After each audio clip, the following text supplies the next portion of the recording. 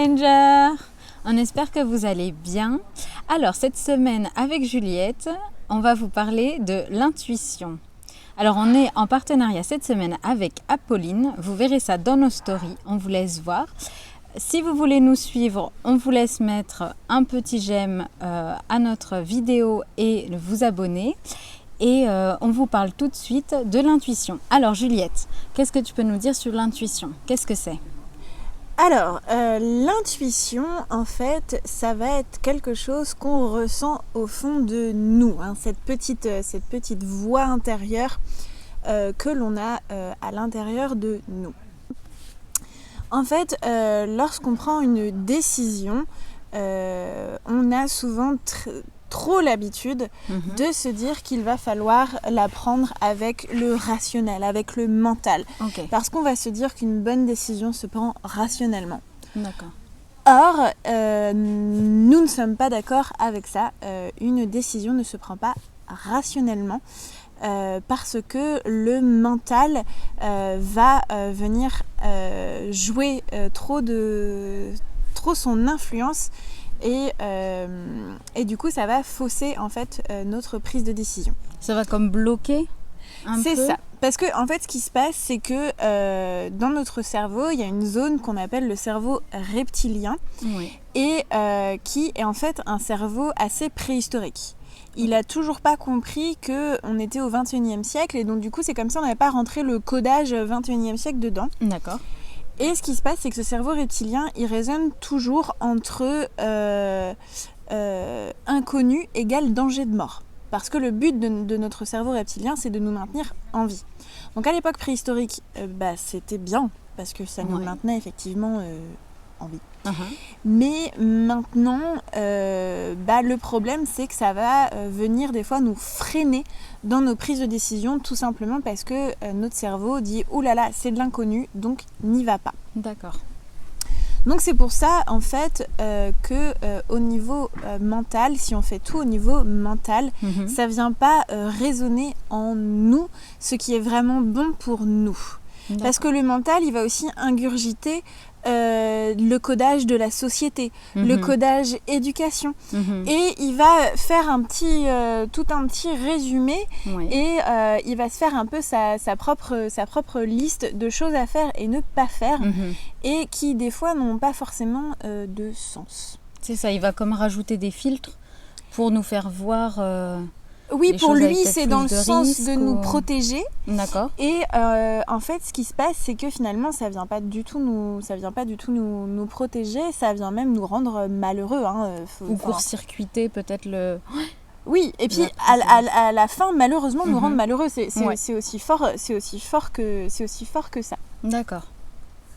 Parce que des fois, par exemple, on va se retrouver face à une situation, est-ce que j'ai cette opportunité devant moi, par exemple une opportunité professionnelle, est-ce que je dois la prendre ou pas? Et notre cerveau mental, le rationnel, va peut-être dire si, parce que faut prendre cette opportunité, parce que là t'en as pas d'autre sous la main, tu sais pas ce qui se passe, donc inconnu financière, inconnu. Il y a tellement d'inconnus que le cerveau nous dit non mais prends cette opportunité professionnelle, c'est la bonne. Sauf que ce qui se passe, c'est qu'à l'intérieur de nous, on va sentir que c'est pas trop ça, il y a quelque chose qui nous retient. Et puis, on ne sait pas vraiment... on est dans le doute. Oui. C'est pas sûr. Et en fait, si vous voulez, c'est là où votre intuition rentre en jeu. C'est cette petite voix qui dit « j'ai un peu de doute quand même ». Mais cette intuition, cette petite voix, ça se travaille. Parce que des personnes qui ont trop l'habitude de réfléchir avec le mental et qui n'ont pas l'habitude de s'écouter ne vont même pas se rendre compte que, en fait...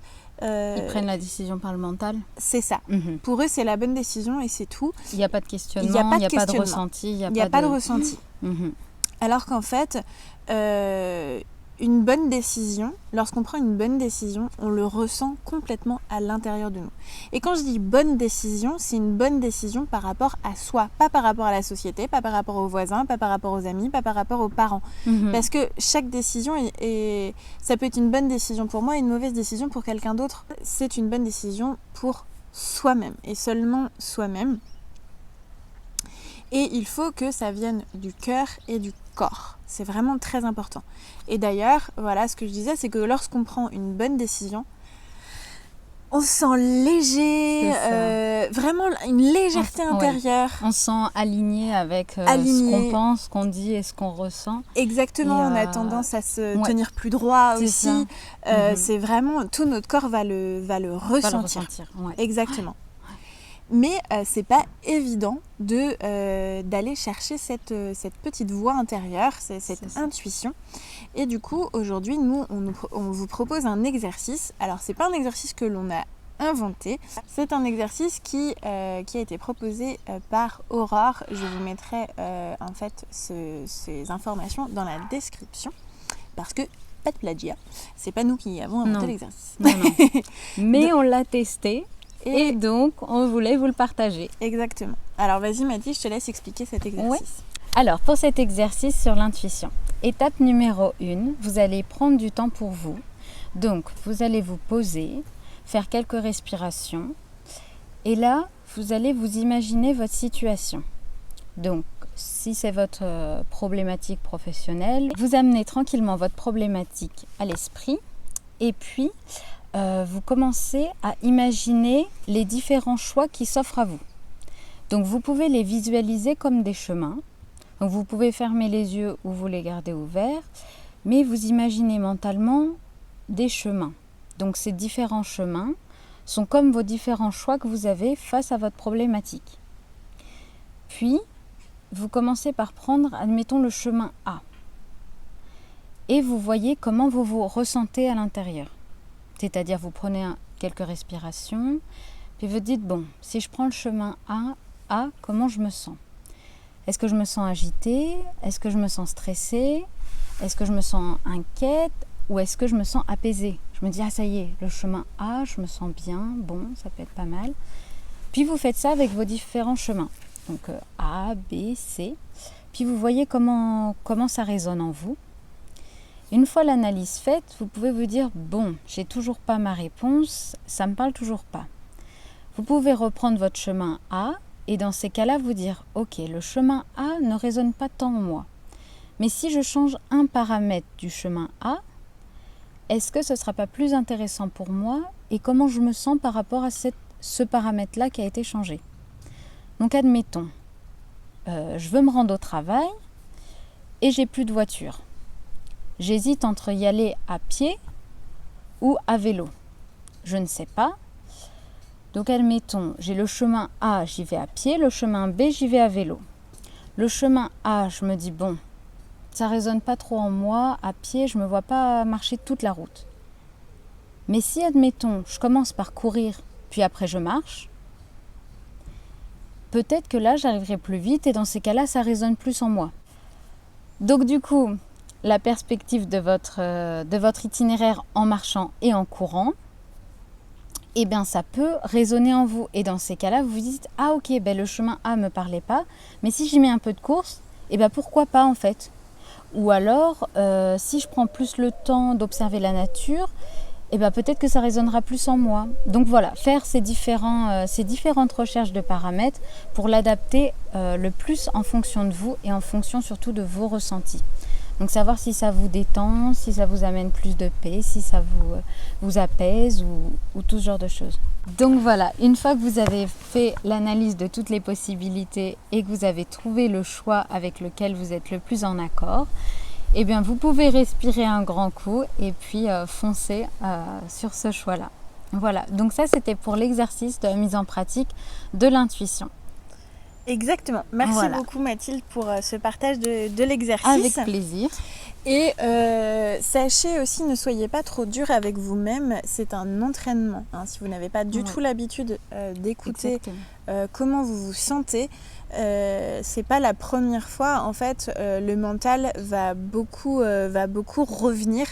Et pour les personnes qui ont un mental très fort, je sais de quoi je parle parce que j'ai un mental très très très très fort. Il vient dire oui, mais on sait jamais. Donc ne pas essayer de taire tout de suite cette voix en disant tais-toi, je veux pas t'entendre, mais en disant ok, oui, merci, je sais que tu es là, je t'entends, mais là je n'ai pas besoin de toi, tout va bien. Et du coup, de vraiment venir se recentrer, quitte à essayer de faire l'exercice plusieurs fois. Oui, complètement. Mais ça va vraiment être, comme dit Mathilde, de se recentrer sur soi et d'écouter comment est-ce qu'on se sent vis-à-vis des différentes situations que l'on a devant nous. Et c'est vrai que c'est très important d'écouter son intuition. Parce que en fait, c'est comme ça qu'on sera heureux. Parce qu'on fera des choix qui vibrent en nous, qui sont en accord avec nous. C'est ça. Et du coup, on en sera beaucoup plus lumineux et épanoui. C'est ça. Donc, on vous met au défi de suivre votre intuition. Parce que c'est vraiment important. Ça vous apportera beaucoup de bonheur. Exactement. On vous fait des gros bisous les challengers et on vous dit à très vite. À très vite. Ciao. Ciao.